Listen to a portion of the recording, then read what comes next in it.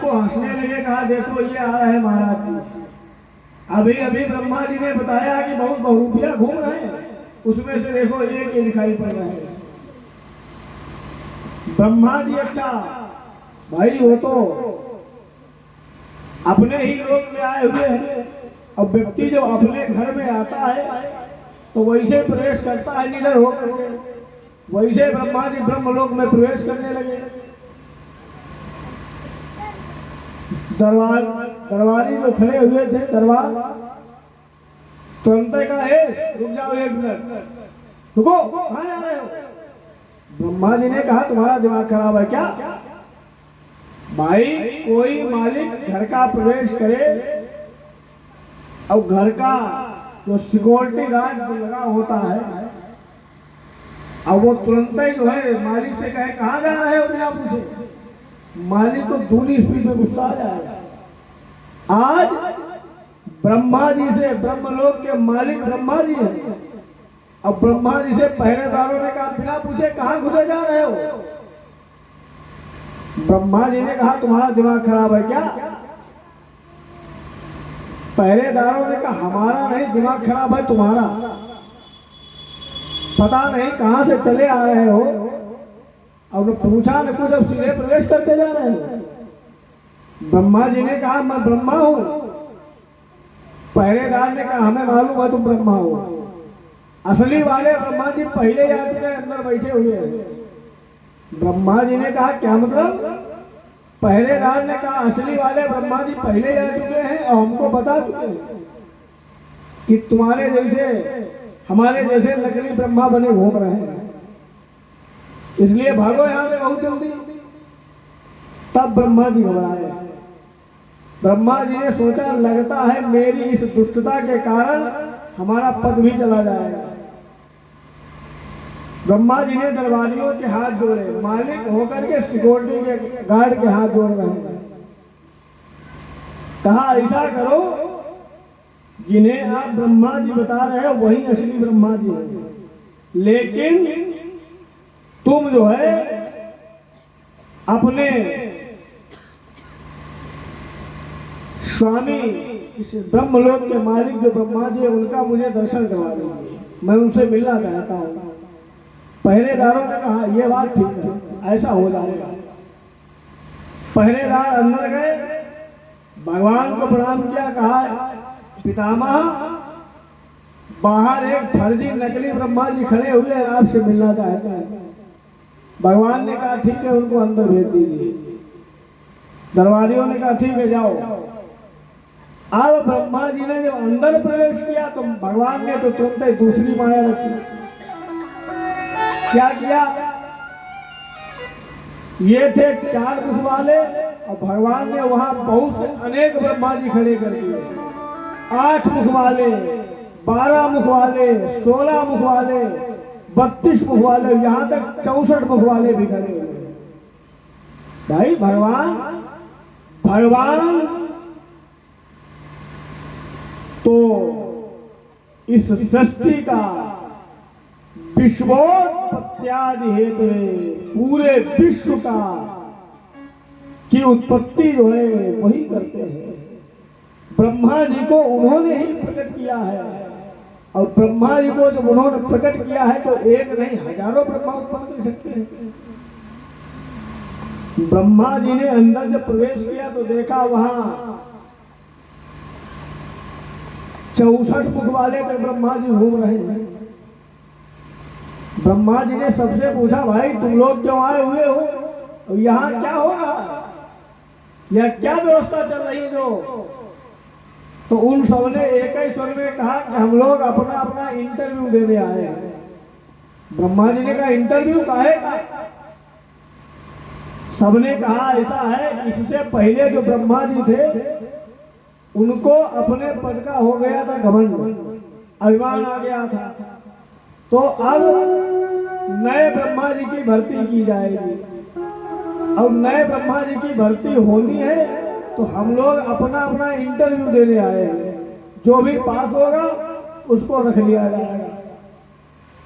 जैसे ब्रह्मा जी ने सुना, कहा लगता है अब तो हमारी कुर्सी भी चली गई। तुरंत ही ब्रह्मा जी दौड़े अब सीधे जो है मृत्यु लोक में गोकुल वृंदावन में आ गए। वृंदावन में आए और आकर के वृंदावन में भगवान की परिक्रमा करने लगे। 3 परिक्रमाएं भगवान की। देखिए, दुर्गा जी की एक परिक्रमा की जाती है, गणेश जी की 3 परिक्रमाएं होती हैं, भगवान सूर्य की 7 परिक्रमाएं की जाती है और भगवान विष्णु की डबल परिक्रमाएं, 2 परिक्रमाएं या 4 परिक्रमाएं की जाती है। हनुमान जी महाराज की भी अगर परिक्रमा करनी हो तो 2 या 4 ही करनी चाहिए। यज्ञ भगवान की 5 परिक्रमाएं की जाती है और भगवान शिव की केवल आधी परिक्रमा होती है।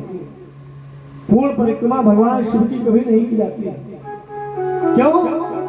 क्योंकि पूर्ण परिक्रमा की जाएगी तो मंदिर में जो भगवान शिव बैठे हुए हैं उनमें जो प्रणाल है उसका उल्लंघन हो जाएगा। प्रणाल का उल्लंघन ना हो इसलिए आधी परिक्रमा बताई गई।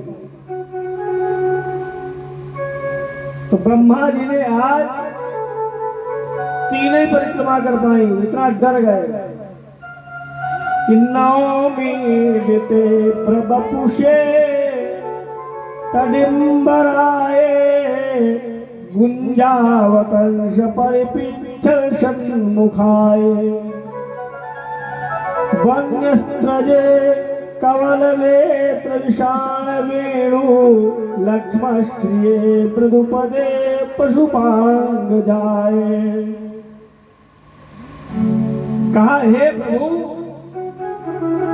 आप मुझे क्षमा कर दीजिए, आप को मैं समझ नहीं पाया।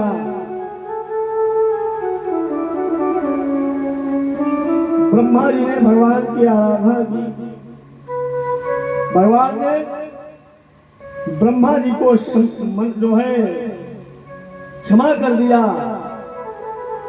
भाई भगवान की शरण में आकर के ब्रह्मा जी ने क्षमा याचना की। भगवान ने ब्रह्मा जी से कहा कि ऐसा है, तुम हमारे ऊपर ही माया का प्रयोग कर रहे थे, क्या हमारे ऊपर भी किसी की माया का असर हो सकता है? कि जैसे ज्वाला की लपट कभी ज्वाला को जला नहीं सकती,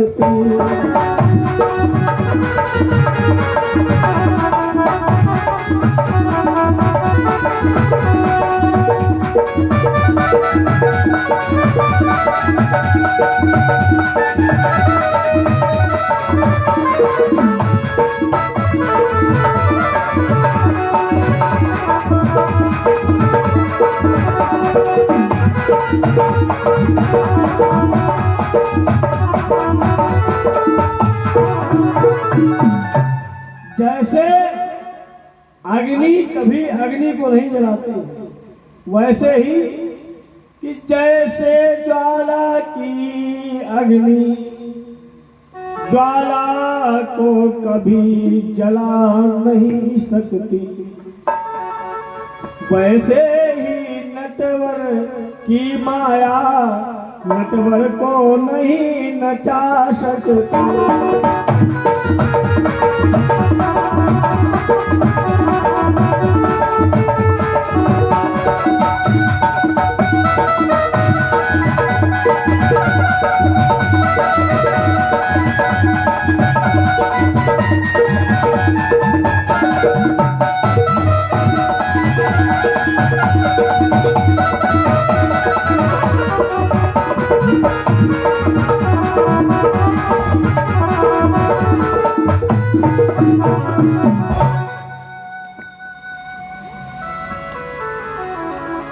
ब्रह्मा जी के ऊपर को क्षमा किया। सुखदेव जी ने कहा, इसीलिए ग्वाल वालों ने 1 वर्ष के बाद में इस अघासुर के वध की सूचना अपने घर में दी। क्यों? क्योंकि असली वाले ग्वाल वाले जो थे, गैया बछड़े, वह सब ब्रह्मा जी की ब्रह्मलोक में 1 साल तक बंद थे। जब 1 साल बाद वहां से छूटे और 1 साल तक भगवान के द्वारा जो गाय बछड़े बने हुए थे वह सब डेली आते रहे और जाते रहे। तो वो जो सूचना देते वो तो भगवान ही थे। जब वो बालक गए तब उन्होंने अपने घर में यह सूचना दी। उसके बाद में एक कंस ने धेनुकासुर नाम का दैत्य भेजा। भगवान ने उसका भी उद्धार किया। कंस अपने जीवन की रक्षा के लिए अपने प्राणों को बचाने के लिए सारे उपाय करता चला जा रहा है। जहां तक उसका बुद्धि बल काम करता है वहां तक वह अपने जीवन की रक्षा करने में लगा हुआ है और दिन प्रतिदिन वह अत्याचार करता ही चला जा रहा है। वह जो है भगवान के, क्योंकि उसको आकाशवाणी पर पूर्ण विश्वास है, तो विचार करता है कि कोई भी ऐसा प्रयत्न न रहे